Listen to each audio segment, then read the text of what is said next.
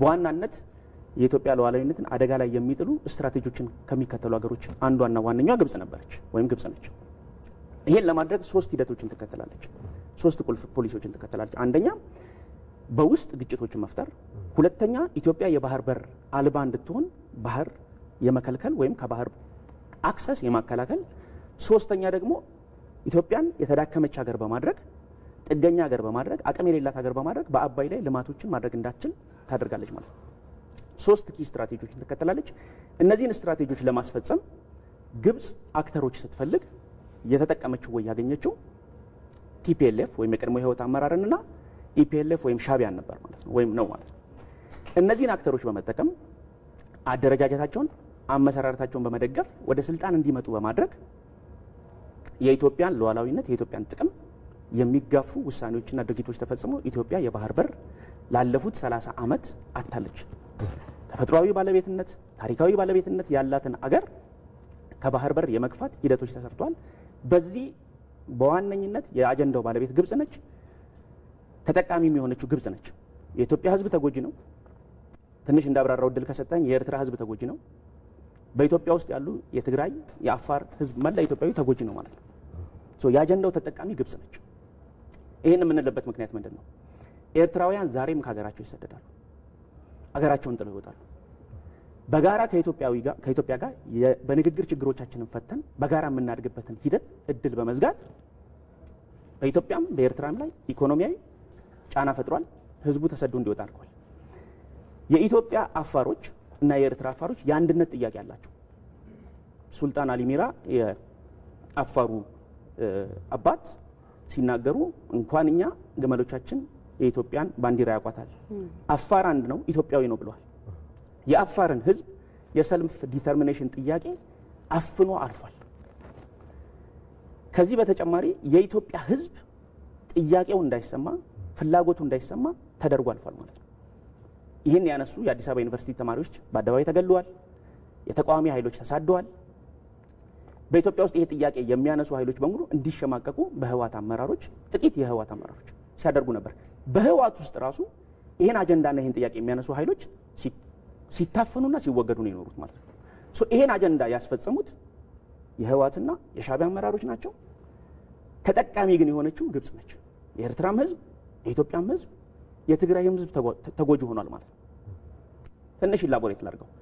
ኤርትራ የተገነጠለችበት የኢትዮጵያ ሉዓላዊነት የተጣሰበት ወይም ኢትዮጵያ ወደብ አልባ የሆነችበት ሂደት ብዙ ችግሮች አሉበት። ጠቅላይ ሚኒስትር ዶክተር አብይ አንስተውታል ትናንት በፓርላማ ላይ ማለት ነው። ህጋዊ ችግር አለበት። በወቅቱ የነበረው በኢትዮጵያ ውስጥ የነበረው መንግስት የሽግግር መንግስት ነው።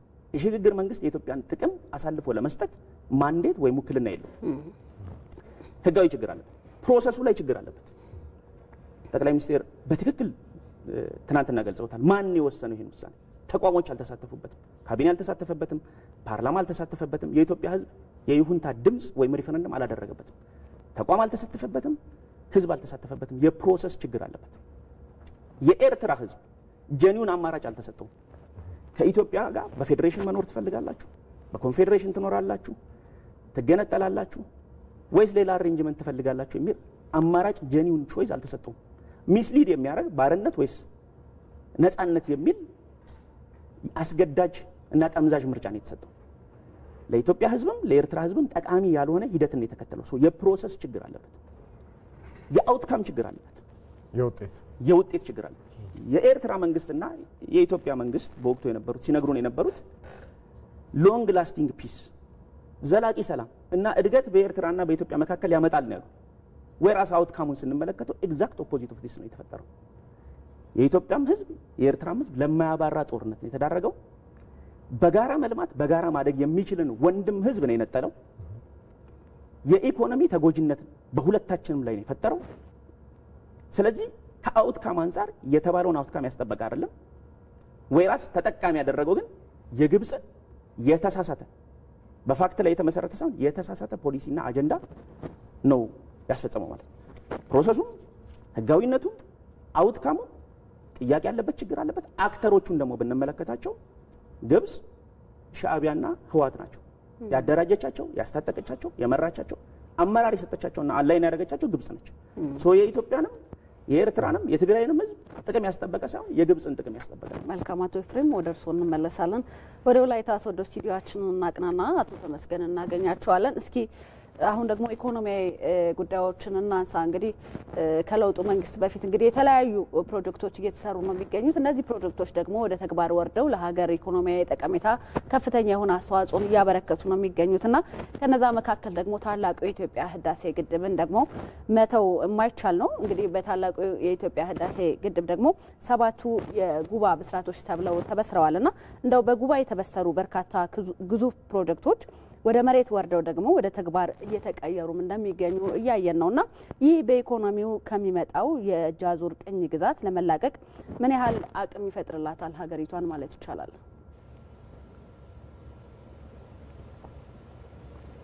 ኦኬ፣ በጣም አመሰግናለሁ።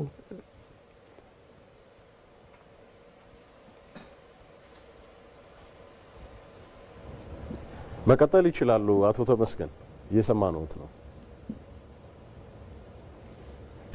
ኦኬ፣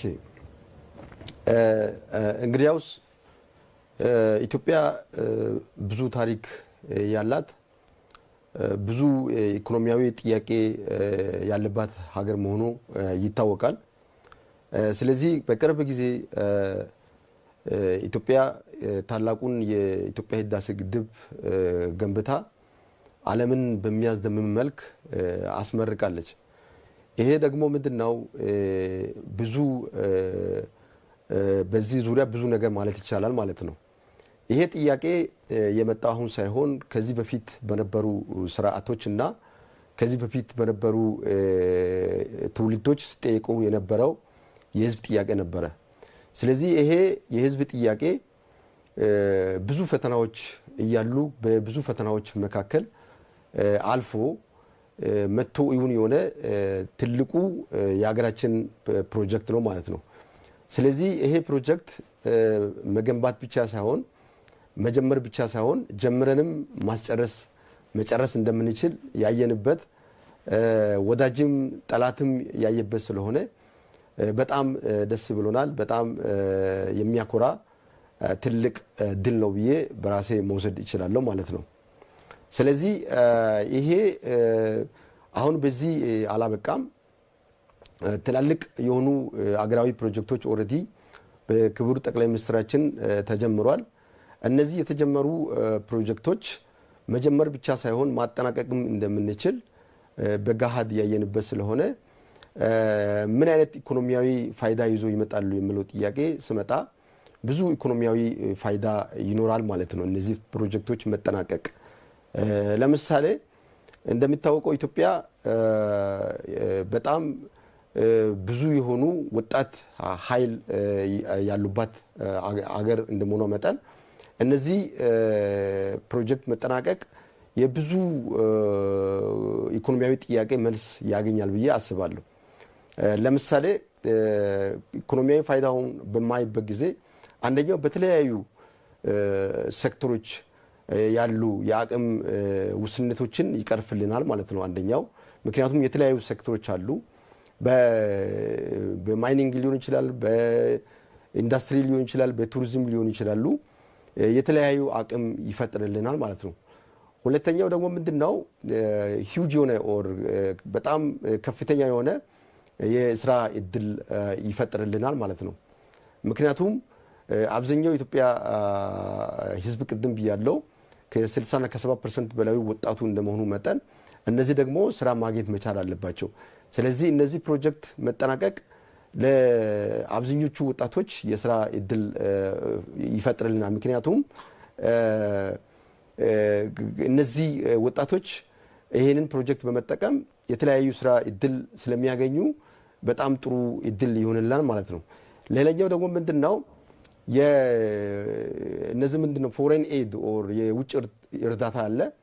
ብዙ ጊዜ የውጭ እርዳታ ላይ ኢትዮጵያ መስረት አድርጋለች። ስለዚህ አሁን ይሄ በሚጠናቀቅበት ጊዜ ምንድነው የውጭ እርዳታ ፍላጎትን ይቀንሳል። የራሳችን ምርት እንድናመርትና የራሳችን ያመረትነው ምርት ላይ ጥገኛ ሆነን የሌላውን ምርት መቀነስን መፈለግን ይቀንስልናል ማለት ነው። መልካም ሌላኛው ደግሞ ምንድነው ወደ እርስዎ እንመለሳለን። ወጪ ምርቶች እንመለሳለን ወደ እርስዎ አቶ ኤፍሬም ወደ እርስዎ እናምራና በተለይም ቀደም ሲል ሲያነሱት ነበረ የኢትዮጵያ የባህር በር ያጣችባቸው ጉዳዮች በተለይም ሂደቱም ተዋናዮቹም ቲፒኤልኤፍ ኢፒኤልኤፍ እና የዚህም ደግሞ ሌላኛዋ መሪ ተዋናይ ኢጅፕት ወይም ግብጽ መሆኗንም ሲጠቅሱልን ነበረ። በውጤቱም ኢትዮጵያን የሚጎዳ የግብጽን ፖሊሲዎች ወይም ፍላጎቶች የሚጠቅም ሲሉም ጠቅሰዋቸዋል። በውስጥ ግጭትን መፍጠር፣ የባህር በር ማሳጣት፣ አባይ ላይ ኢትዮጵያ እንዳታለማ ጫናን መፍጠር ደግሞ እንደ አንድ ስትራቴጂ የተከተለችው ነው ሲሉ ነበርና ታዲያ ይህንን አይነት ችግሮች የሚፈጠሩ ከሆነ ኢትዮጵያ ብሔራዊ ጥቅሟን የሚጋፉ ሁኔታዎችን በየጊዜው መልካቸውን እየቀያየሩ ነው እየመጡ ያሉት። ጉዳዮቹ ግን እነዚያው ናቸው፣ ፈተናዎቹ እንደተደቀኑ ናቸውና እነዚህን ፈተናዎች ለመቀልበስ ምን አይነት አቅም መገንባት ይገባታል? ምን ስልትስ ያስፈልጋታል ይሉናል። አጠር አድርገው እስኪ ያንሱልን። እሺ ኢትዮጵያ ዘርፈ ብዙ አቅሞችን መገንባት አለባት። ቻሌንጆቹ ዘርፈ ብዙ እንደመሆናቸው መጠን ዘርፈ ብዙ አቅሞችን መገንባት አለባት። በዲፕሎማሲ አቅም መገንባት አለብን። ዲፕሎማሲ ከአቅም ጋር ነው ስኬታማ የሚሆነውና የዲፕሎማሲ አቅም መገንባት አለብን። ኢኮኖሚያዊ አቅማችንን መገንባት አለብን። በተለይ ደግሞ በጋራ አጀንዳችን ዙሪያ በጋራ መሰለፍ አስፈላጊነት ላይ መስራት አለብን፣ መሰለፍ አለብን። ብሔራዊ ጥቅማችንን የሚመለከቱ አጀንዳዎች፣ ናሽናል ኢንተረስቶቻችን፣ ናሽናል ሴኩሪቲ፣ ሉዓላዊነትን የሚመለከቱ ጥያቄዎች ላይ ኢንተርናሊ ምንም አይነት የፖለቲካ አቋም ያለው ኢትዮጵያዊ እስከሆነ ድረስ ለኢትዮጵያ ሕዝብ ጥቅም እስከሚሰራ ድረስ በጋራ አጀንዳዎች ዙሪያ በጋራ መሰለፍ ግዴታ አለበት። ከዚህ ውጪ የሆነ የትኛውም ኃይል ለኢትዮጵያ ሕዝብ ጥቅም የሚሰራ ኃይል አይደለም ማለት ነው። ስለዚህ በጋራ አጀንዳዎቻችን ዙሪያ በጋራ የመሰለፍ የጋራ ጥቅሞቻችንን የጋራ ፍላጎታችንን በጋራ መሰለፍ ኢኮኖሚያዊ፣ ዲፕሎማሲያዊ፣ ወታደራዊ አቅሞችን መገንባት ያስፈልጋል። ከዚህ በተጨማሪ ደግሞ መንግስት የወሰደው ትክክለኛ እርምጃ የባህር ኃይል መገንባት ነው። ኢትዮጵያ የባህር ኃይል ባለቤት ስትሆን፣ የባህር በር ባለቤት ስትሆን ዘርፈ ብዙ ጥቅሞችን ይፈጥራል። አሁን ቅድም እንደተነሱ ኢኮኖሚያዊ ጥቅሞችን ይፈጥራል። ኢምፖርትን ያሳልጣል፣ ኤክስፖርትን ያሳልጣል፣ ኑሮ ውድነትን ይቀንሳል፣ የስራ እድል ከፍተኛ የስራ እድል ይፈጥራል። እኔ በምኖርበት ሀገር ቤልጅየም ብዙ ወደቦች አሉ። አንዳንዶቹ ለሪክሬሽን እና ለቱሪዝም ይውላሉ። ለምሳሌ ኦስተንድ የሚባል ከተማ ላይ፣ ደንሃግ ደፓን የሚባል ከተማ ላይ፣ ቡሩጅ፣ አንትወርፐን፣ ጌንት የሚባሉ ደግሞ ትልልቅ ከተሞች ላይ ትልልቅ ኢንዱስትሪያል ሀቦች አሉ፣ ወደብን ተከትለው የተመሰረቱ። ወደቡ ላይ ያመርታሉ፣ በቀጥታ ወደ ኢንተርናሽናል ማሪታይም አክሰስ በቀጥታ ይገባል። ትክክለኛ ፖሊሲና ስትራቴጂ። ስለዚህ የባህር በር ሸቀጥ አይደለም፣ ስትራቴጂክ አሴት ነው። ለንግድ፣ ለኢኮኖሚ፣ ለፖለቲካ፣ ለጂኦፖለቲካል ስትራቴጂ ሁሉ አሴት ነው። ይሄን የሚመጥን አቅም መገንባት ያስፈልጋል። እያንዳንዱ ኢትዮጵያዊ በዚህ ጉዳይ ከመንግስት ጎን ከኢትዮጵያ ሕዝብ ጎን መሰለፍ አለበት። ይሄ ጥያቄ የኢትዮጵያ ሕዝብ ጥያቄ ነው። ኢትዮጵያ ሕዝብ ላለፈው 30 ዓመት ታፍኖ ታግዶ የቆየበት የኢትዮጵያ ሕዝብ ጥያቄ ነው። በዚህ ጥያቄ ዙሪያ መላው ኢትዮጵያዊ ከመንግስት ጎን መሰለፍ መቆም አለበት። የሀገር የህልውና ጥያቄ የናሽናል ኢንትረስት ጥያቄ ስለሆነ ማለት ነው። መልካም ወደ አቶ ተመስገን እናቅናና ቀደም ሲል እንግዲህ ሀሳቦች ላይ ያነሱት ነበር። እነዚህ አሁን እየተሰሩ የሚገኙ ፕሮጀክቶች እንግዲህ ላለፉት 100 ዓመታት ያህል ያልተሰሩ ናቸው። አሁን ደግሞ ለነዚህ መሳካት በከፍተኛ ቁጭት መስራት ለአሁኑ ትውልድ ምን አይነት ማካካሻ ነው ማለት ይቻላል? ቀደም ሲል የስራ እድልን ይፈጥራል እያሉ እያወሩ ነበረ። የኢኮኖሚ ውስንነትንም በተወሰነ መልኩ ገሸሽ ያደርጋል እያሉ ያነሱልን ነበርና አጣራ አድርገው ጠቅለል አድርገው ቀደም ሲል ካነሱት ሀሳብ ጋር ምላሽዎትን ይስጡን።